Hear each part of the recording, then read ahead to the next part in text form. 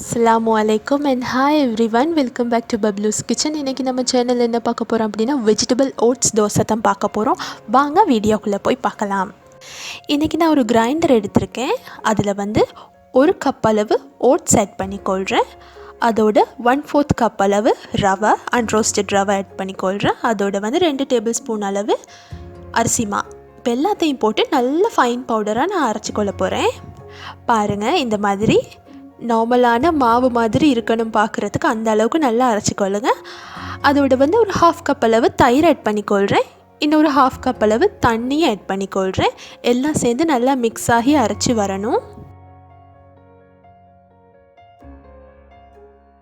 நல்லா அரைச்சி எடுத்துக்கொள்ளுங்க. இதை பாருங்கள், இந்த மாதிரி பேஸ்ட் மாதிரி இருக்கணும்.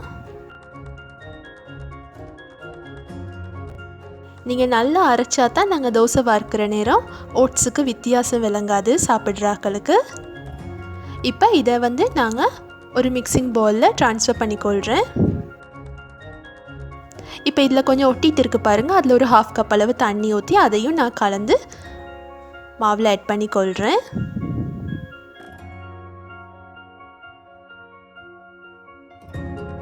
அதையும் ஊற்றியாச்சு.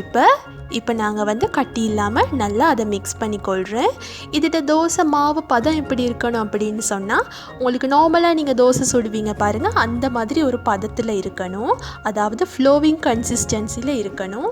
உங்களுக்கு வந்து கொஞ்சம் திக்காக இருந்துச்சு அப்படின்னு சொன்னால் நீங்கள் வந்து கொஞ்சம் உங்களுக்கு தேவைக்கேற்ற மாதிரி தண்ணி ஆட் பண்ணிக்கொள்ளுங்க. இதில்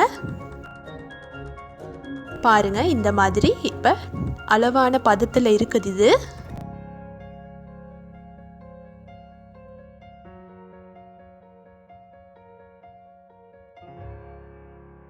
இப்போ இதில் வந்து நான் கொஞ்சம் உப்பு ஆட் பண்ணிக்கொள்கிறேன்.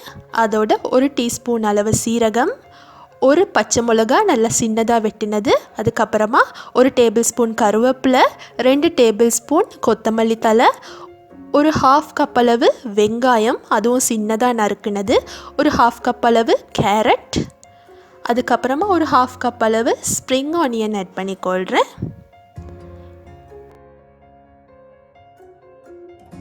அதுக்கப்புறமா ஒரு 1/3 கப் அளவு பர்பிள் கேபேஜ் அதையும் ஆட் பண்ணிக்கொள்கிறேன். எல்லாமே நல்லா சின்னதாக வெட்டி ஆட் பண்ணிக்கொள்ளுங்க.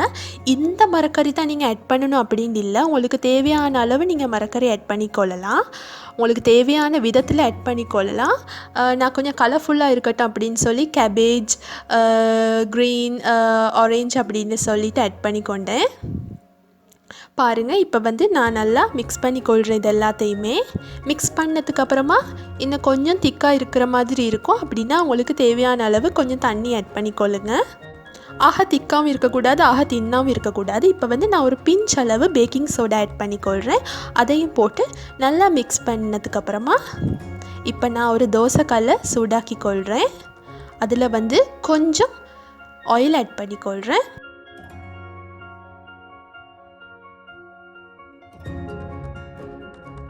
இப்போ நீங்கள் வந்து தோசை வார்க்கிறதுக்கு ஒரு 2 தரம் நல்லா மிக்ஸ் பண்ணிவிட்டு 2 அகப்பை எடுத்து அதில் ஊற்றிக்கொள்ளுங்க. நாங்கள் நார்மலாக தோசை வார்க்கிற மாதிரி இதை வந்து நல்லா வார்க்க முடியாது. ஏன்னு சொன்னால் நிறைய மரக்கறி போட்டிருக்கோம் இல்லையா, அதால் நீங்கள் கொஞ்சமாக கரண்டியால் எல்லா பக்கத்துலேயும் சரியாக வர மாதிரி அட்ஜஸ்ட் பண்ணி விட்டுக்கொள்ளுங்க. இப்போ வந்து இதை நான் வந்து இதுக்கு மேலே இன்னும் கொஞ்சம் ஆயில் விட்டுட்டு அதை நான் வந்து மூடி வைக்க போகிறேன். இதை ஏன் நான் மூடி வைக்கிறேன் அப்படின்னு பார்த்தீங்கன்னா, நாங்கள் வந்து மரக்கறியெல்லாம் நிறைய போட்டிருக்கோம், அதுவும் பச்சையாக போட்டிருக்கோம். அதனால் அது கொஞ்சம் வெந்து வரணும். ஸோ அதனால தான் நான் மூடி வைக்கிறேன். பாருங்கள், இப்போ இதை வந்து நாங்கள் அடுத்த பக்கம் திருப்பி போட்டுக்கொள்ளலாம். நல்லா கோல்டன் ப்ரௌன் கலரில் நல்லா முருகி வந்திருக்கு.